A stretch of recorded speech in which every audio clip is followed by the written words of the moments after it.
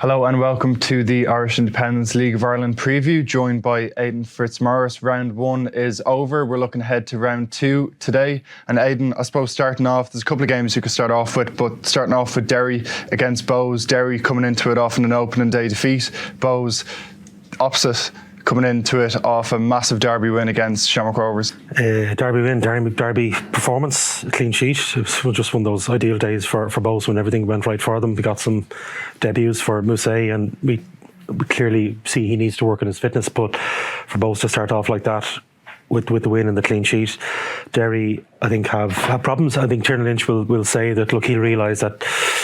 I think he's soon realised that Derry City is very different to Larne in terms of the intensity that what may have been tolerated or what would have happened in Larne. The focus in Derry is huge. To losing 2 games in a row and for Derry City is a crisis, and the city goes into meltdown. So he had a lot of work to do. Fitness was an issue for me. I thought the players looked very leggy in that game, even though it was the first game this season. The pitch didn't help. It was a very, very slow pitch, so maybe the Brandywell pitch might help them in that front, but Derry need a lot of work. Tiernan Lynch made a big plus of the fact, a talk of the fact that they were going for experience. They're going for Shane Ferguson, Liam Boyce, people like that. They didn't look on first experience like they were ready for this level. They're all coming back to the league from a long spell outside of Ireland. So I think Derry have a lot of work to do. Massive night ahead for Derry, their first home game of the season. It was disappointment for them on the opening night, but it was a massive opening night win for Shelbourne, 3-1 winners over Derry after a power cut delay at Telka Park. Aidan, you were there last week, and you'll be down at the RSC on Friday night for Waterford against Shells. Shells obviously hoping to make it 2 wins out of 2, but Waterford same after an opening weekend win over Sligo. Yeah, and Waterford probably still finding their best team. Waterford probably had the biggest changeover personnel in terms of the close season. Shelbourne more or less kept it as it was. So McEnroy and 1 or 2 players came in. Mipo Adubeko up front. Shells again a nice little bit of business this week, signing up Evan Caffrey and Conor Cairns on long-term contracts and bringing in a new player, Chuck Norris, as he's next. So a lot of people look forward to see how Chuck Norris is going to do. A lot of Liverpool fans, because this guy has played first team for Liverpool. He's on the bench in the Champions League only a couple of months ago. But Shelbourne really have, I think that's the end of their business. The transfer window closes on Saturday, but I think that's Shelbourne more or less done. It's going to be interesting because see what will Waterford do. I think Waterford probably still a week or 2 away from having their best team. They had a great start, scoring 3 away from home in the first game of the season. Wondering how they would cope without losing Bagley in the middle. McDonald seems to have made up for that already, that they're not missing him. New goalkeeper settled in well despite conceding 2 goals. So I think Shelbourne probably the more settled team, but Waterford had a good start, going to have a big crowd behind them. I think 2 managers, nice little tactical battle between Keith Long and Damien Duff. And from the RSC out to Eamon DC Park, Galway host Stephen Kenny's St. Pat's on Friday night. Galway coming into it off a opening day draw against Cork, and St. Pat's frustrated last week against Drogheda. I know I was at that game at Richmond Park, and Pat's probably could have had 2 or 3 goals, but Drogheda defended really well, really disciplined. It was a really frustrating night for St. Pat's. It's always, you have to be careful reading in too much to the opening day. Didn't really have that killer edge in front of goal. There's a few chances, but St. Pat's want to get off the mark in that one. Yeah, and I suppose the question for Pat's fans will be, there's so many attacking options. A lot of other clubs rely really on 1 or 2 players, but they've the 2 wingers, the goals come from midfield, and up front a mixture of Keena or Mace Amelia. Mace Amelia wasn't fit to start last week. He came on. That's fascinating for this year with St. Pat's is going to be how they manage Macy Amelia. Remembering he's only 17, but also the fact that he's going to Tottenham, managing his load. I don't know if Tottenham are involved in that conversation. So will we see, Amelia maybe being swapped out for Keena, and Keena coming on for the last half hour? Well, it's frustration. Talking to St. Pat's fans, felt like one of those games where they had lots of that possession. You were there, you saw it. Lots of possession, lots of chances. Drogheda really probably thrived on being underdogs in that game.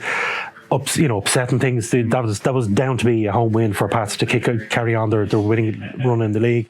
They didn't get that. So Galway again signed, clever bit of business this week. Probably we're a little bit weak at the back with Gary Buckley being injured, signing Keane Byrne from Bohemians.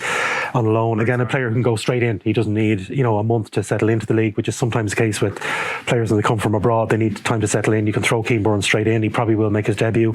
So that'll be an interesting one straight away. Keane against probably Aidan Keena. There was very interesting post-match comments from Kevin Doherty after that draw at St. Pat's last Friday. He really hit out at those who didn't give his side a chance. He said we mightn't have even turned up tonight, given the way some people were talking. People didn't give them the chance against St. Pat's.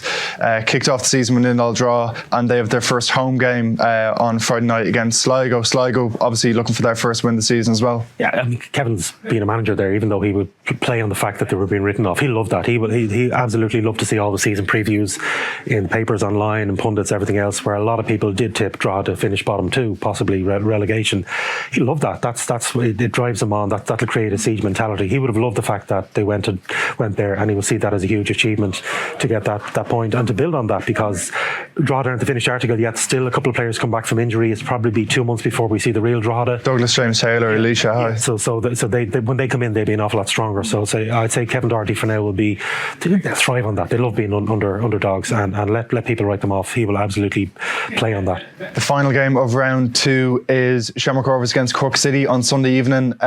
Cork City coming into it obviously off the back of that opening draw against Galway, and Rovers absolutely massive night for them against Molde on Thursday night in the Conference League, and after the disappointment in the Dublin Derby, they'll be looking to pick up their first points of the league campaign. I think the squad is going to be a problem. Like, the injuries are a huge problem. They've 2 players suspended for the European game who will obviously be available for the league game. But Mandrew's out for a spell. It's a heavy load playing Sunday, Thursday, Sunday again.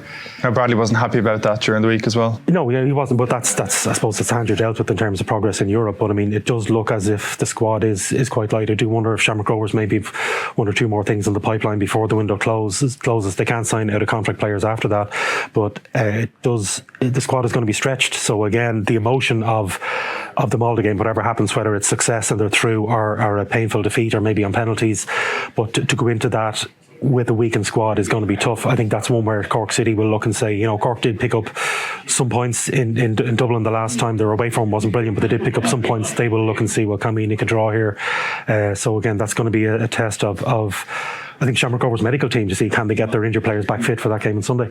Big night ahead in the League of Ireland. We'll have all the latest from this weekend's games on independent.ie.